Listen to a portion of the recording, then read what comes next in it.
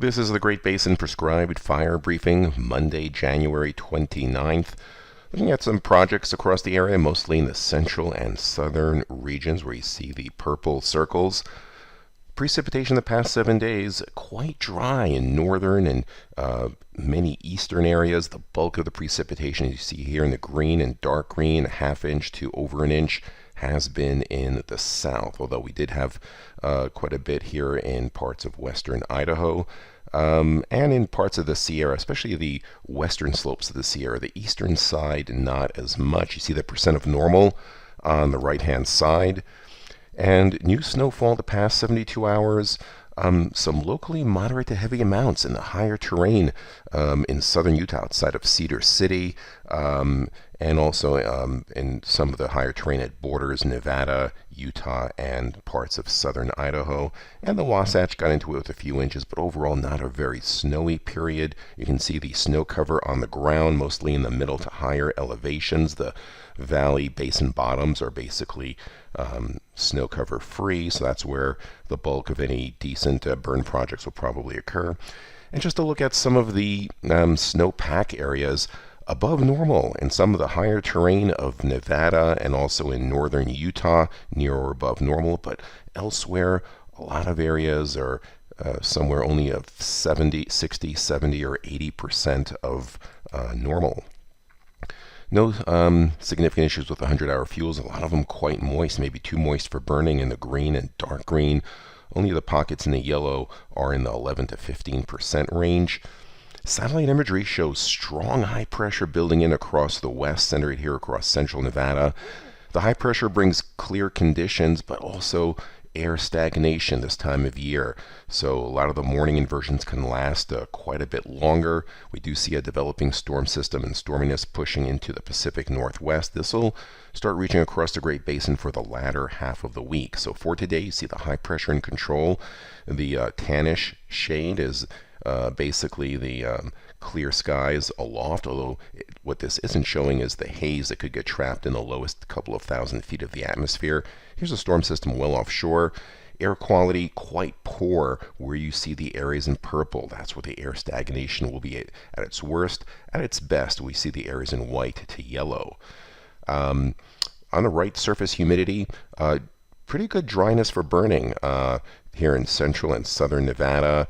You can see where any place where it's below 40%, but once you get above 50, 60%, really hard to get a good burn going. Winds you can see are light across the eastern Great Basin, 5 to 15 miles an hour. We see the yellows and greens. Transport winds show the same story, except a little bit stronger, and because they're averaging the first few thousand feet of above the ground. Mixing heights, basically how high will any surface smoke get before it starts to get trapped. And you can see the yellows are where you have the highest or best mixing heights. Where you see the purples, that's where that mixing height is really hugging the ground, and that pollution kind of lingers close to the ground surface. Tomorrow, on the left, high pressure remains in control, dry air overall. Storm system, the first piece of it moves onshore.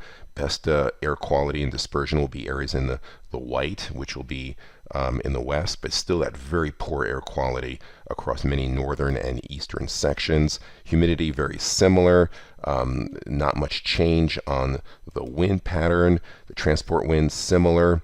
You see the poor mixing heights here again. Now on Wednesday, storm system moves onshore across northern California, all the Pacific Northwest. We start to see increasing clouds in our far western regions late, but still that high pressure hanging control across the eastern portions of the Great Basin. Still seeing that purple area of poor dispersion in the afternoon hours, but that'll start dissipating. You see the strong transport winds in these areas in white across Nevada and western Utah. That'll start cleaning things out from west to east. Humidities, you can see them here on the right-hand side, still quite dry in southern areas, but starting to pick up in the west. And the transport winds definitely increasing to 25, 35 miles an hour. You see the orange in advance with that next storm system. Actually, those were surface winds. I regress. These are the transport winds, very strong, 30 to 40 miles an hour, starting to push towards the Utah border and into the Snake River Plain. Mixing height starting to improve in a lot of areas on the right.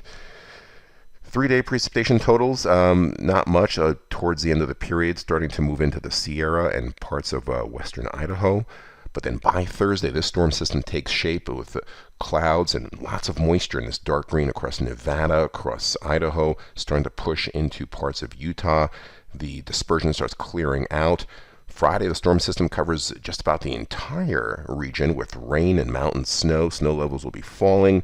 Air quality will be improving. You see very few of those purple areas. Lingering clouds on Saturday with the storm system, another one waiting in the wing.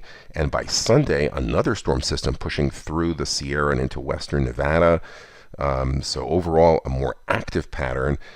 This is precipitation from Thursday afternoon to Saturday afternoon. Areas in blue and light blue are a ½ inch to 1 inch of precipitation. This could end up being 8 to 14 inches of snow in the higher terrain. So everyone gets a good soaking. And then lingering precipitation here. This will be Saturday morning through Monday morning. 7-day precip totals through here. And the 8 to 14, the outlook shows cooler than normal temperatures expected for the period of February 5th to the 11th, and a wetter than normal pattern, especially for southern areas. This concludes our briefing. Next one coming up this Wednesday. Have a great day.